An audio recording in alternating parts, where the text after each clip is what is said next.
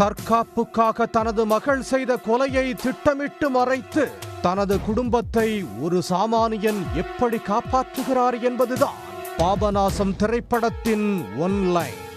பாபநாசத்தில் சுயம்புலிங்கம் மனைவி மகள்களுக்காக குற்றத்தை மறைத்திருக்கிறார் என்றால், ராஜஸ்தானில் ஒருவர் மனைவியையே கொன்று புதைத்து உண்மையை மறைத்திருக்கிறார்.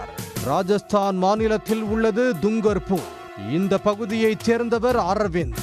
33 வயதான இவருக்கு சேத்னா என்ற மனைவி இருந்துள்ளார். இந்த தம்பதிக்கு 5 வயதில் ஒரு மகன் உள்ளார்.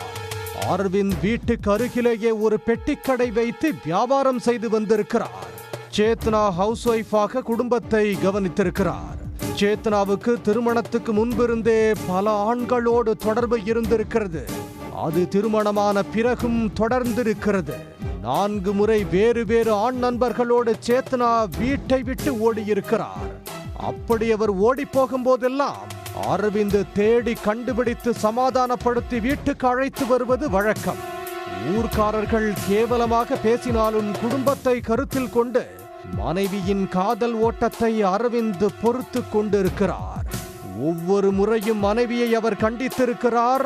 ஆனால் ஆடிய காலும் பாடிய வாயும் சும்மா இருக்காது என்பதைப் போல சேத்னா மீண்டும் பழையபடி ஆண் நண்பர்களோடு ஓட்டம் பிடித்திருக்கிறார்.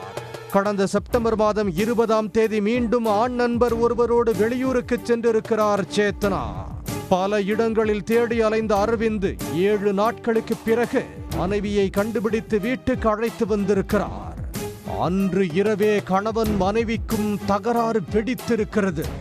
அரவிந்துக்கு கொலைவெறி உருவாக்கி இருக்கிறது. மனைவியை அரிவாளால் வெட்டி கொடூரமாக கொண்டிருக்கிறார். பிறகு சடலத்தை பெட்டிக்கடைக்குள்ளேயே குழி தோண்டி புதைத்திருக்கிறார். ஊர்க்காரர்கள் கேட்டதற்கு சேத்னா மீண்டும் காதலனோடு சென்று விட்டதாக கூறி அனைவரையும் நம்ப வைத்திருக்கிறார். 5 நாட்களாக ஊருக்குள்ளேயே சுற்றித் திரிந்த அரவிந்தின் மனது குற்ற உணர்ச்சியால் துடித்திருக்கிறது. 6வது நாள் நேராக காவல் நிலையத்துக்கு சென்று நடந்ததை கூறி சரணடைந்திருக்கிறார். அவர் அளித்த வாக்குமூலத்தின் அடிப்படையில் சடலத்தை தோண்டி எடுத்த போலீசார் உடற்கூராய்வுக்கு அனுப்பி வைத்துவிட்டு அரவிந்தை சிறையில் அடைத்திருக்கிறார்கள். உடனுக்குடன் செய்திகளை தெரிந்து கொள்ள சன் நியூஸ் பெல் ஐகானை கிளிக் பண்ணுங்க.